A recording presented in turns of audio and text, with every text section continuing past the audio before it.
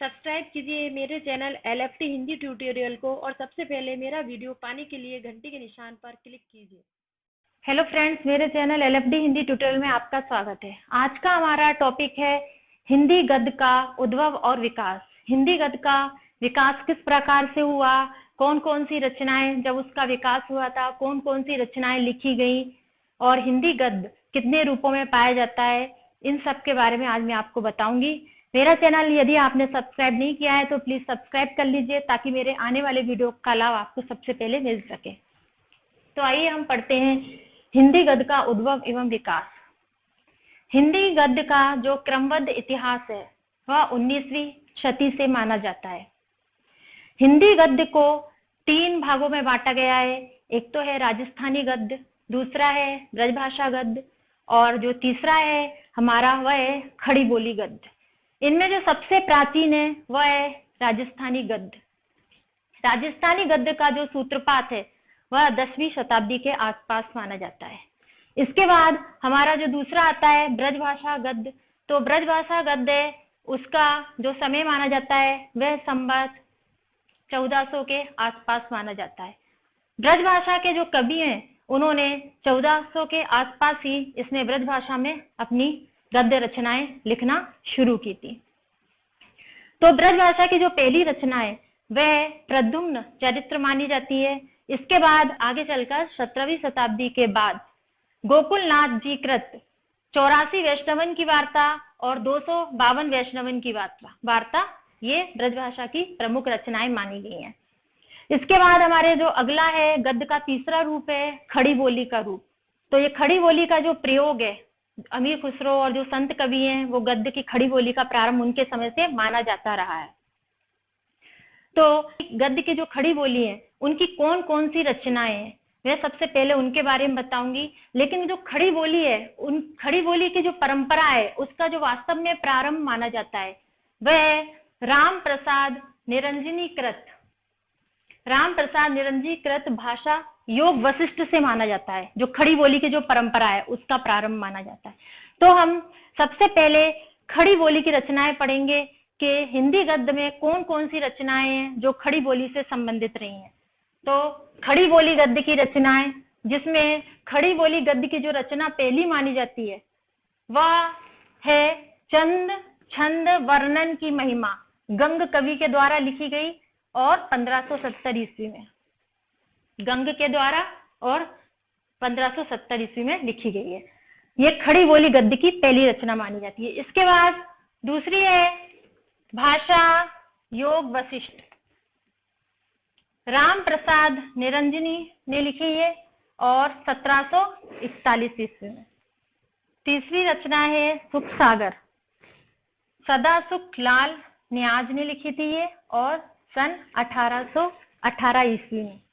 इसके बाद अगली जो है रचना रानी केतकी की कहानी, ये लिखी थी इंशा अल्लाह खान ने 1800 ईस्वी में। इसके बाद अगली रचना है प्रेम सागर, खड़ी बोली गद्य की रचना जो लिखी थी लल्लू लाल मिश्र ने 1800 ईस्वी में। इसके बाद अगली रचना है नासिक के तो पाख्यान, इसी का ही दूसरा नाम है चंद्रावली और ये लिखी थी सदल मिश्र ने। इसके बाद अगली एक और रचना है रामचरित, ये एक धार्मिक रचना है और ये भी सदल मिश्र ने लिखी थी। अब हम पढ़ते हैं खड़ी बोली गद्य के विकास का चरण। खड़ी बोली गद्य के विकास का पहला चरण है नवजागरण काल यानी भारतेंदु युग, जिसका समय 1860 से 1903 तक माना गया है।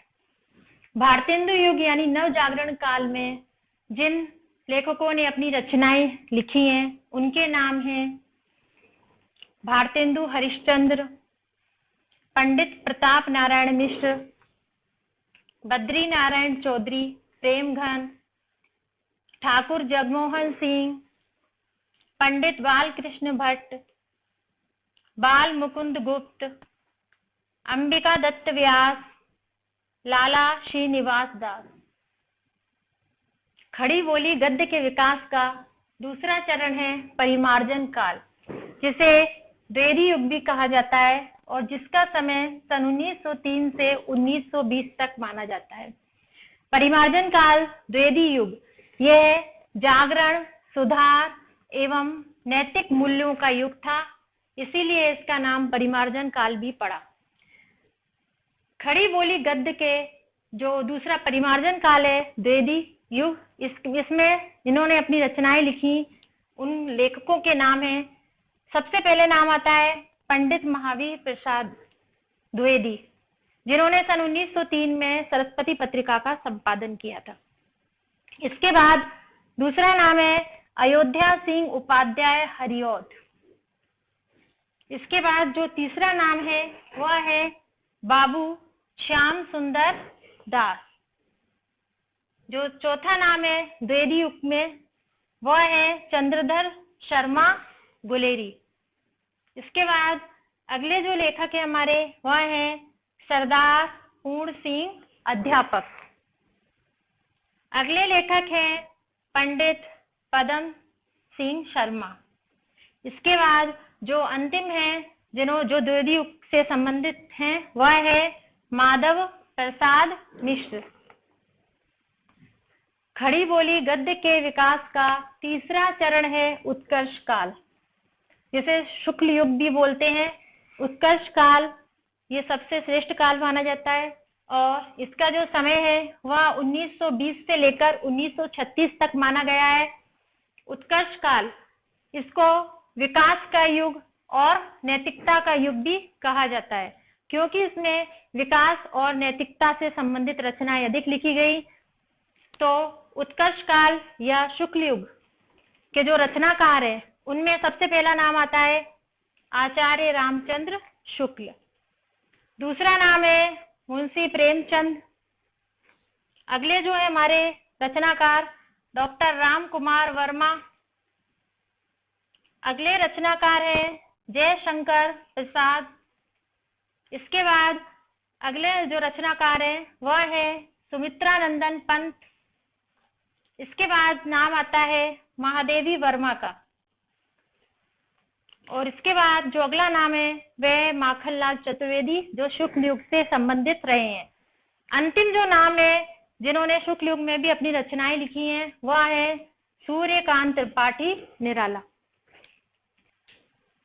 खड़ी बोली गद्य के विकास का अंतिम चरण है वर्तमान काल, जिसका समय माना जाता है सन 1936 से लेकर अब तक का समय। यह विचारशील आलोचकों के गद्य के नाम से जाना जाता है, क्योंकि उस समय के जो रचनाकार थे, लेखक थे, उन्होंने जो रचनाएं लिखी थी वह उन रचनाओं में आलोचना संबंधी प्रयोग ज्यादा किए थे। जैसे इनमें जो पहले हमारे रचनाकार हैं वे आचार्य हजारी प्रसाद द्विवेदी। इसके बाद दूसरे जो हमारे आलोचक हैं वे हैं आचार्य नंद दुलारे वाजपेयी। तीसरे जो हमारे आलोचक हैं वह हैं डॉक्टर नगेंद्र। और जो चौथे हमारे आलोचक रहे हैं वह हैं पंडित विश्वनाथ प्रसाद मिश्र। इसके बाद अगले रचनाकार रहे हैं डॉक्टर भागीरथ मिश्र। और जो अंतिम रचनाकार हैं वर्तमान काल के वह हैं डॉक्टर विद्यानिवास मिश्र। हिंदी गद्य का उद्भव एवं विकास से संबंधित मेरा ये वीडियो यहीं पर समाप्त होता है। मेरा ये वीडियो यदि आपको अच्छा लगा हो तो इसे लाइक कीजिए, शेयर कीजिए और मेरे चैनल को सब्सक्राइब कीजिए। धन्यवाद।